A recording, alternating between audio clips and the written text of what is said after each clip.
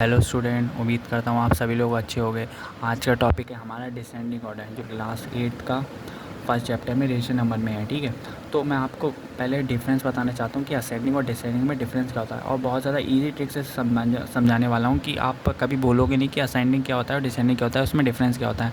पूरे यूट्यूब पर किसी ने नहीं समझाया होगा भाई, इस चीज़ की मैं गारंटी ले रहा हूँ। तो आपको बहुत ज़्यादा आसान तरीके से समझाने की कोशिश करता हूँ। तो असेंडिंग का मतलब क्या होता है, असेंडिंग कहाँ से स्टार्ट होता है। असेंडिंग का आपको पता होगा ए से स्टार्ट होता है असेंडिंग। ठीक है, तो असेंडिंग स्टार्ट होता है ए से।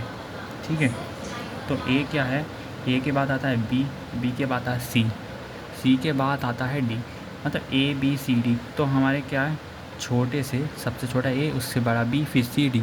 तो सबसे छोटा है ए, उसके बाद बी फिर सी। तो छोटे से बड़े की तरफ जाना तो होता है असेंडिंग ऑर्डर। ठीक है, असेंडिंग ए से स्टार्ट हो रहा है तो छोटे से बड़ा। डिसेंडिंग का मतलब होता है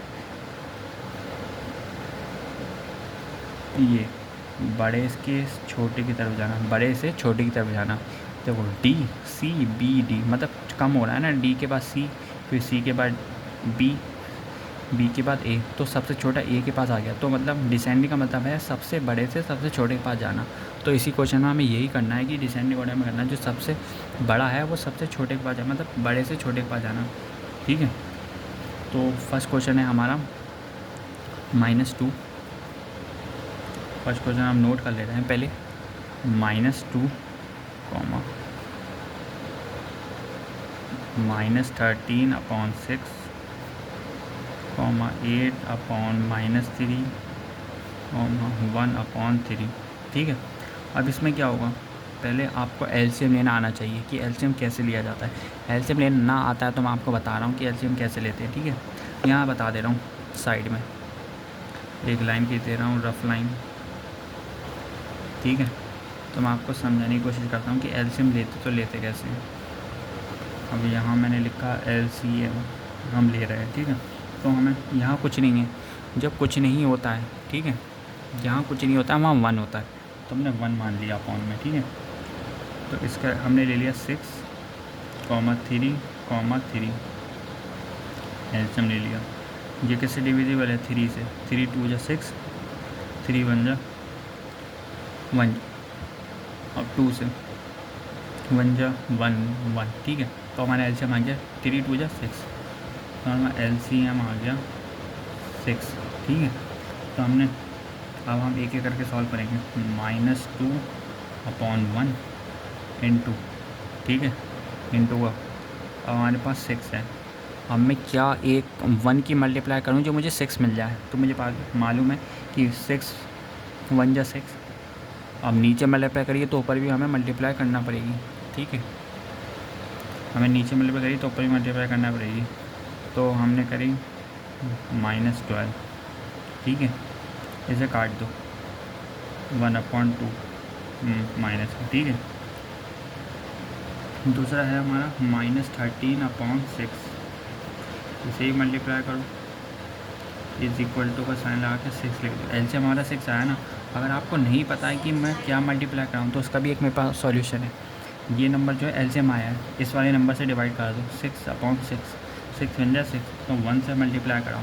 ऐसे भी आप निकाल सकते हो कि किससे मल्टीप्लाई करनी है हमें, इससे भी आप फाइंड कर सकते हो कि हम, अगर आपको नहीं पता है कि मल्टीप्लाई किससे करनी है तो आप इससे पता कर सकते हो डिवाइड करके। एलसीएम का नंबर और जो नंबर यहाँ दे रखा है उसको डिवाइड कर दो। अब नीचे नंबर पता चल गया 1, तो ऊपर भी 1, जहाँ नीचे मल्टीप्लाई जिससे उससे ही ऊपर, तो हमारा आ गया -13। ठीक है, तो फर्स्ट ये आ गया, फर्स्ट सेकेंड ये आ गया, अब थर्ड है 8/-3 इंटू, ऐसा करने से आपको थोड़ा आसानी मिलेगी। तो हमारे पास आ गया 6। अब क्या करूँ, जो मेरे 6 आया तो वही करो, एलसीएम अपॉन जो नंबर है 2 जा, यहाँ 2 तो यहाँ भी 2, तो हमें 16। ठीक है, कट कर दे रहे हैं इसको 2 से, 3 8 माइनस का आ गया। ठीक है, फिर लास्ट वन है हमारे पास 1/3 इंटू इज इक्वल टू हमारे पास 6 डिवाइड, 6 पर डिवाइड करा 3 से, फिर 2 जा 2 2, तो हमने दोनों जगह 2 2 मल्टीप्लाई कर दी, तो हमारे पास आ गया, मैंने इसको काट दिया तो 1/3 ये 3 पार्ट आ गए। अब हमें डिसेंडिंग में करना है, ठीक है। डिसेंडिंग में करने के लिए हमें क्या करना पड़ेगा, हमें डिसेंडिंग ऑर्डर में करना है, ठीक है। तो सबसे मैंने डिसेंडिंग में क्या बताया था, बड़े से छोटे के पास सबसे बड़ा नंबर कौन सा है, हमारे पास 1/3। जो पॉजिटिव होता है वो सबसे बड़ा माना जाता है। हमने 1/3 लिख दिया, ये बड़ा है, ठीक है। उससे बड़ा जो माइनस में सबसे छोटा होगा वो सबसे बड़ा माना जाएगा। माइनस में, खाली माइनस में सबसे छोटा कौन सा है, -1/2 है, तो -1/2 सबसे बड़ा माना जाएगा। उसके बाद है हमारे पास उससे माइनस का 8/3।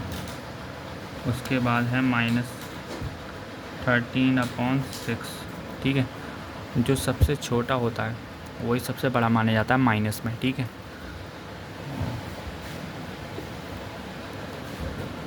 और ये सेकंड वाला क्वेश्चन जो है वो मैं आपको होमवर्क में दे रहा हूँ। अगर आपको कोई भी प्रॉब्लम हो या क्वेश्चन सॉल्व ना हो तो आप कमेंट में ज़रूर बताना कि मुझसे सॉल्व नहीं हो रहा है, मैं उसके लिए भी वीडियो बना दूँगा। ये मैं आपके लिए होमवर्क के लिए लाया हूँ। ये वाला क्वेश्चन अगर आपको सॉल्व नहीं हो पा रहा है तो मैं आपको स्टेप बाय स्टेप समझाने की कोशिश करूँगा। और अगर आप हमारे चैनल पर नए हो तो सब्सक्राइब कर देना, वीडियो को लाइक कर देना। मिलते हैं अगली वीडियो, तब तक के लिए बाय बाय।